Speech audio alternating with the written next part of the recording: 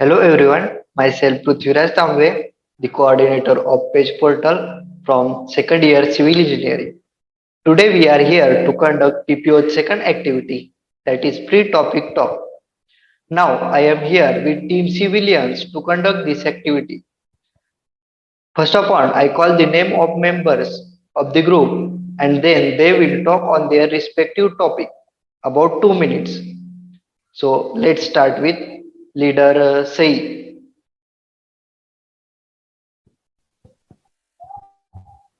Hello everyone, my name is Sai Gharge and today's topic for my speech is life without phone. It's been more than a century since Alexander Graham Bell invented the telephone in 1876. Over the past few decades, phones were made affordable to the common man and now they are the popular form of communication. Instant communication is made possible through phones. We are so dependent on the phones that it is difficult to imagine a life without phones. There is no doubt that we got a boon in the form of mobile phones. From a modern day technology, we use our smartphones to complete every small task today, which makes our life easier and faster. But on the other hand, it has slowed our brain and development, especially in our children, due to some concepts. Do you really think that we can't survive without mobile phone or a life without a cell phone would be like a snow and hard? Nothing like this will happen if we control the use of our smartphone and only use it for the purpose of completing our important work. Also, on other hand, no one can deny the fact that cell phones are considered as one of the biggest distractions of our daily life today. As whenever we are doing any important work, we always get distracted from the notification tones that pop up on our screen and unable to concentrate on the particular task which we have to complete on priority basis. So it's much better to live in a world without mobile phones so that you can simply get rid of the problems of distraction which prevents you from delivering your best in any specific work. People who believe from the era of the phone may be able to cope up with a life without phones because they are already used to it. But the generation which has born after the phones have become a common thing and can find it difficult to live without phones. Due to phones, many people are preferring virtual life to focus on maintaining real connections. With this, so many people are feeling lonely. This is casual social anxiety issues too. Without phones, there would be much more face-to-face interaction. The invention of smartphone increased the number of distractions for us. Without phones, our focus will improve. Continuous use of phones for 24/7 availability is causing anxiety issues for many. Earlier, people used to ask whether they can meet, but now people are expecting 24/7 availability on the phones and from everyone. Life without a phone is very difficult in the present time because now we can so depend on phone for communication. But once in a while, switching off the phone helps us to reclaim our time and to focus on ourselves and our loved ones. Thank you. Thank you, Sai, for your review on life without phone. So next we have Shreya.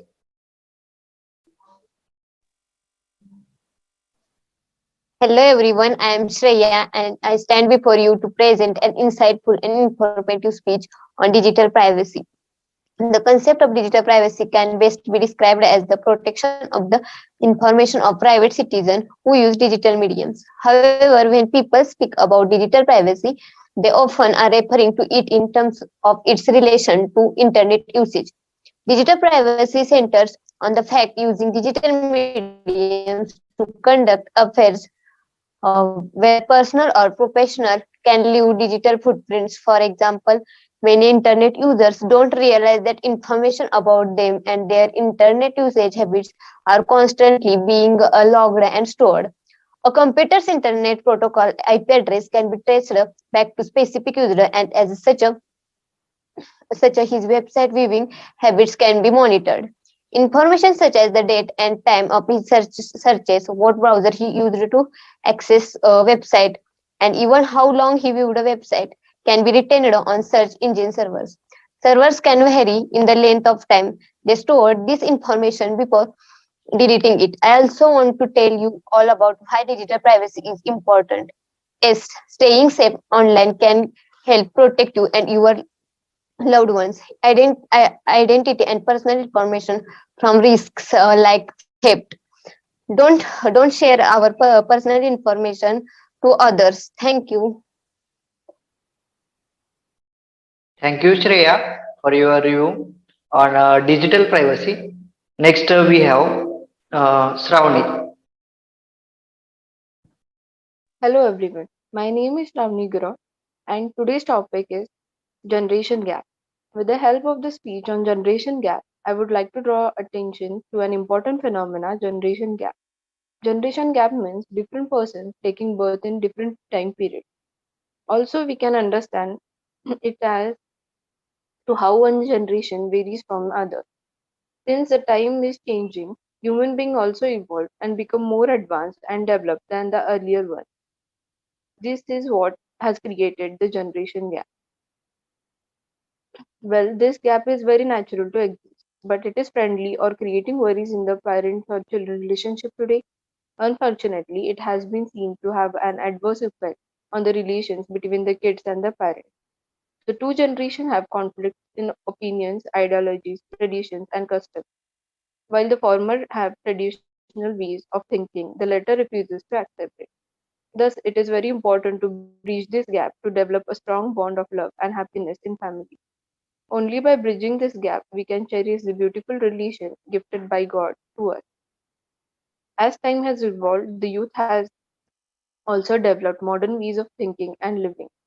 Many a time, these changes do not conform to thinking, belief, and expectation of the parent. They want their children to follow their advice and guidelines. However, youth is full of energy and enthusiasm. They want to explore the world.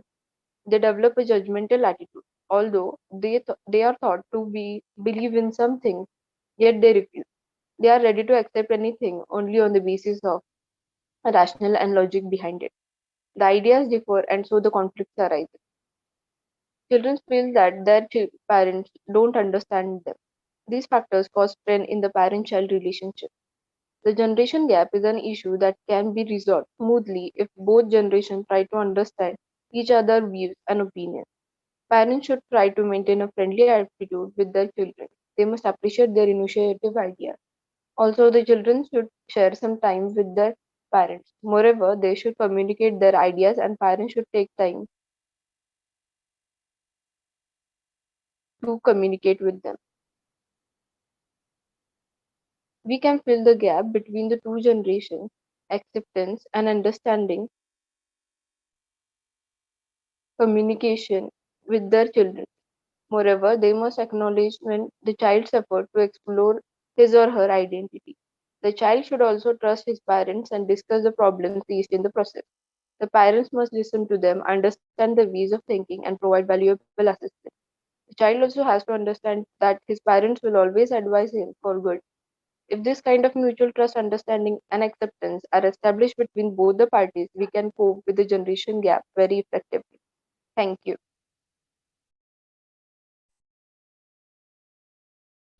Thanks, Shravani, for your review on generation gap. So next we have Pushkaraj.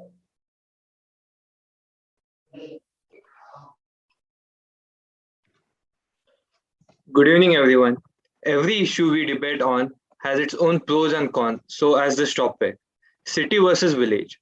Cities represent the epitome of culture integration along with globalization, whereas village is the epitome of our ancient tradition and ritual. Let's initiate with the most important topic why one shifts from village to the city, that is, employment and job. Most of the scope of employment is present in the city.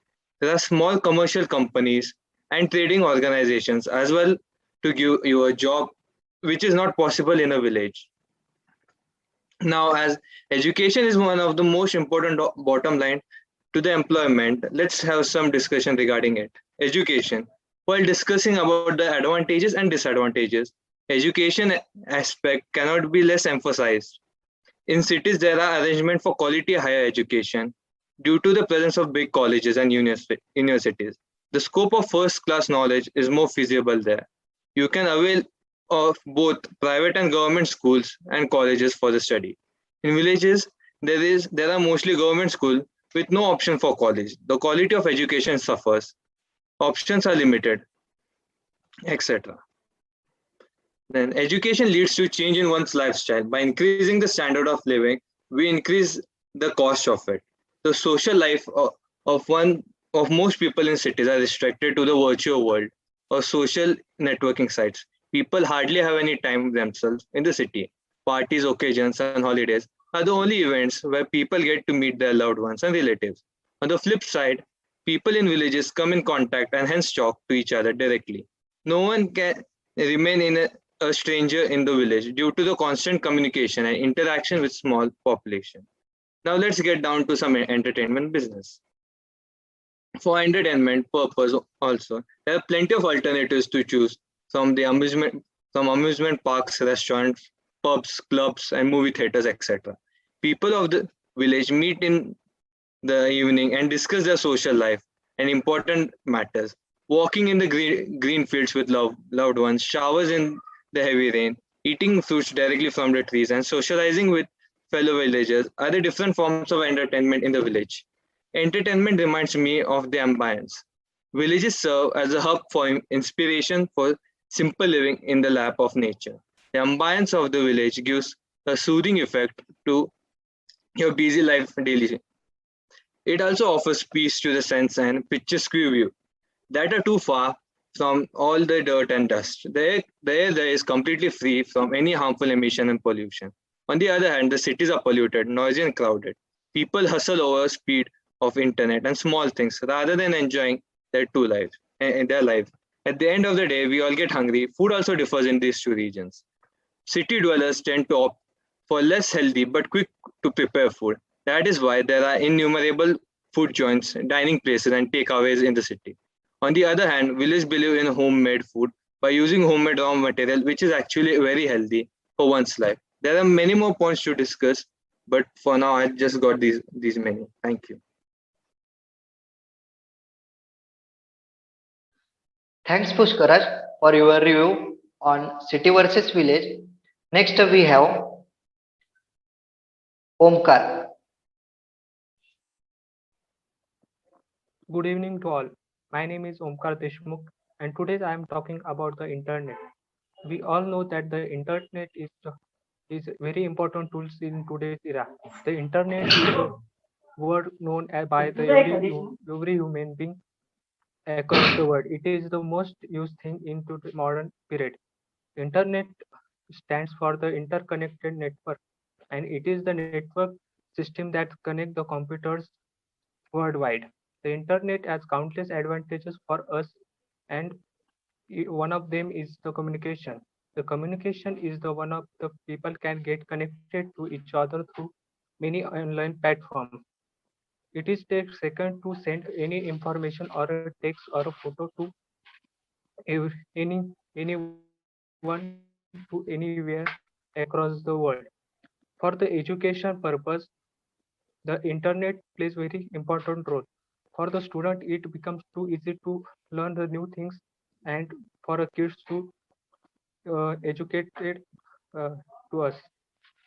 The internet gives updated every things to us, and thank you. That's all. Thank you, Omkar, for your review on internet. So next we have Dhanasri.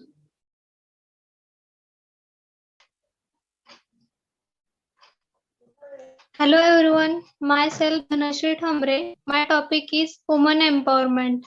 Women empowerment can be defined to promoting women's sense of self-worth, their ability to determine their own choices, and their right to influence social change for themselves and others. Women empowerment equips and allows women to make life-determining decisions through the different problems in the society. India's journey on women empowerment and gender equality has started. A more concerted effort is needed to close the urban rural divide and ensure that women in rural areas enjoy the same access to education, employment, healthcare, and decision making as their urban counterparts. Women make half of the counting, so in order to make the country an entirely powerful country, women empowerment is very necessary. There are various ways in how one can empower women. The individuals and government must both come together to make it happen. Education for girls must be made compulsory so that women can become literate to make a life for themselves. The hardest challenge will be to change attitude given that many barriers to women empowerment are attributed to patriarchal and patrilineal traditions that are deeply entrenched in the South Asian societies. The government and several NGOs are making efforts to empower women by creating awareness, but the true meaning of women empowerment will be achieved when gender inequality will be eliminated. We need to give equal opportunities to women for equal pay and equal respect to the men. Thank you.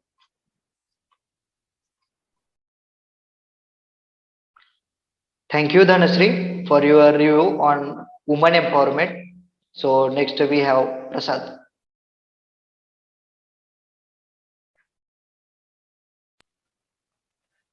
So, good afternoon, one and all present here. I am Prasad Sanjay Lonishe from Team Civilian Group. Today, I am going to talk about smart farming. So, first of all, what is smart farming? Smart farming refers to managing farms using modern information communication technology uh, to uh, to increase the quantity and quality of product while optimizing the human labor requirements. Or in other words, smart farming focus on providing the uh, agriculture industry with infrastructure to leverage advanced technology. Smart farming smart farming managing farms using technologies like IoT, that is Internet of Things, then artificial intelligence and robotics or drones to increase the quantity and quality of product. Then among the technology available for farmers in present days are sensors, locations, connectivity, then softwares, then data analytics. With such tools, farmer can easily uh, monitor field condition and also make strategic decisions whenever required for a whole farm or even for a single plant without even actual going in the field. Then let us talk about advantages. Smart farming allows farmer to maximize yields using minimum resources like fertilizers, then seeds, etc. Smart farming also uses drones and robots, which is help in you can say which is help in many ways. Then this improves data collection process and help in wireless monitoring and control. And regarding disadvantages, smart farming is availability of internet connectivity, and in rural parts, most of developing countries do not fulfill this requirement. So internet connectivity is lower. Then smart farming based equipments require farmers to understand and to learn how to use this technology. But sometimes it is difficult to understand for farmers also. This is a major challenge for adopting smart farming in various countries. Our contribution for smart farming is to train or to aware farmers about smart farming, and also give them guidelines. Also give them guidelines on how to use this technology in their local languages. And as we know that smart farming is totally dependent on internet connectivity, but in rural parts, internet connection is very slow, or you can say very poor. So we should help him to overcome this situation by providing some internet connections or internet towers nearby farm areas. At the end, overall conclusion for this topic is the smart farming is much more efficient than traditional method due to the combination of expanding global population or efficiently uses of natural resources. All of these purposes, smart farming is important. And as per basis, we can say that smart farming is boosting a farm sector towards bright future. Thank you.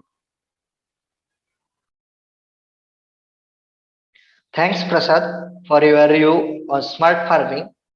So next we have Akash. Hello everyone, I am Akash Manzoor I'm from Jammu and Kashmir.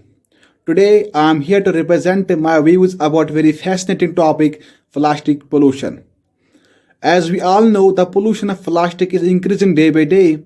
Research shows that it has increased rapidly in the last 2 decades. As the plastic is convenient to use and costs less, people are more inclined in purchasing various products of plastic. So the dumping of the more plastic waste gets accumulated on our planet and causes virus plastic pollution. This has become a threat of life and giving way to virus illnesses. Disposing of plastic is not only a serious concern, but the production of the substance equally devastating for us. The production of the plastic involves the valuable fossil fuels for the production of plastic, such as oil and petroleum, which are non-renewable and hard to extract. If we continue using these fossil fuels for the production of plastic, we may lose our natural resources. However, we cannot do away with the plastic products completely but can reduce the usage of it. Plastic pollution is rising at a rapid speed and has become cause of major concern. Various types of plastic items are carried into the seas and oceans by wind and water, which leads to more plastic pollution everywhere and affects the marine creatures. Many of them die because of eating plastic. Plastic is also polluting rivers, which are the main source of drinking water. We can bring down plastic by using eco-friendly alternatives such as cloth and paper bags by replacing plastics. Thank you. Thank you, Akash, for your review on plastic pollution. So next we have Shubham.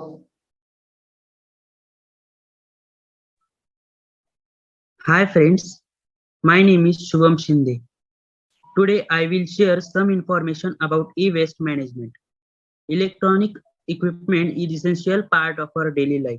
It substitutes the hard human work and makes it faster.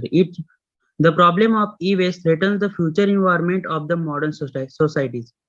E-waste or electronic waste means the electrical or electronic devices uh, which is not suitable for use.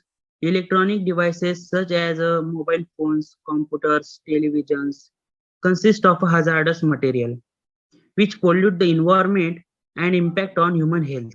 In India, e-waste management assume greater significance, uh, not only due to the generation of our own waste, but also dumping of e-waste. With extensively using the electronic equipments and people dumping old electronic goods for new ones, the amount of e-waste generated has been steadily increasing. Electronic devices such as computers, servers, monitors, air conditioner, and microwave oven, etc. E-waste also cover the recording devices such as CDs, DVDs, floppies, tapes, etc. One of the known solution of the e-waste is recycling. Recycling is the process of changing the waste material, changing the waste materials such as newspaper and bottles, so that they can use again and again. Landfills are also prone to uncontrolled fires, which can release the toxic fumes. Disposal through incineration is very dangerous. Therefore, there should be proper management of e-waste is required so that we can live in a healthy and clean environment. Thank you. Thanks, Shubham, for your review on e-waste management. So next we have Heshan. Everyone, myself Heshan Pappu Deshpande, and now I am going to speak about online education. As the pandemic is going on from last 2 years, it's much difficult for the educating students as the schools and colleges are closed to reduce the patients of coronavirus. Thus, the government of India taking one step towards the online education. It's quite good much enough as all the regular school and college activities like taking lectures, exams, and other activities are conducted time to time from home without affecting on this pandemic. but it's much difficult for the students who are belonging from poor and rural areas, who are already suffered a lot, who are already struggling every day for their two times food. How their parents provide them mobile phones or laptops for for their education. Thus, these children do not access to online education, and they are going to work and helping their family, which is the horrible impact on their which is the horrible impact on their education career. Uh, Also the students who are belonging from the rural areas, who are accessing to the online education, but have the network and connectivity issues, are unable to attend the classes and exams properly. Sometimes due to natural calamities, light gone off for some days, and thus uh, charging purpose also, classes gets dismissed by students. And this and the teachers who are also belonging from the rural areas have the same network and connectivity issues. Some of the teachers do not understand how to use online platforms. Thus, at the time of classes, they are unable to take the meet and teach the students, and the entire class gets dismissed, which is the horrible part of the online education. Thus, the base of the teaching learning drastically reduced, and teachers are unable to maintain the base of the syllabus, and the huge portion of the syllabus remain uncovered. There is huge communication gap found between the teachers and students, and the link of the teaching learning process broken time to time. Teachers in no way to monitor the student is being attention to his class. Teacher Teachers in no way monitor the students is being attention to his class or not. It's totally depends on the student to attend the class seriously or not. Due to time limit of classes also, only some students gets their doubt clear, while majority of students remain their doubt unsolved. It's much difficult for students to understand practical experiments in online mode without doing it in practical. It's also difficult for teachers to teach the practical experiments from home without accessing to this instrument in labs. As the screen time is increased due to regular classes, it's caused very much health issues on students and teachers also. The main and important sense organ, eye, gets adversely affected due to increasing screen time. Also, due to radiation comes out from these devices, affects on our brain, heart, and other health organs. Due to such problems, education becomes less important in these pandemic days. And simply speaking, in short, the joy of learning and teaching lost somewhere. It's all about. Thank you.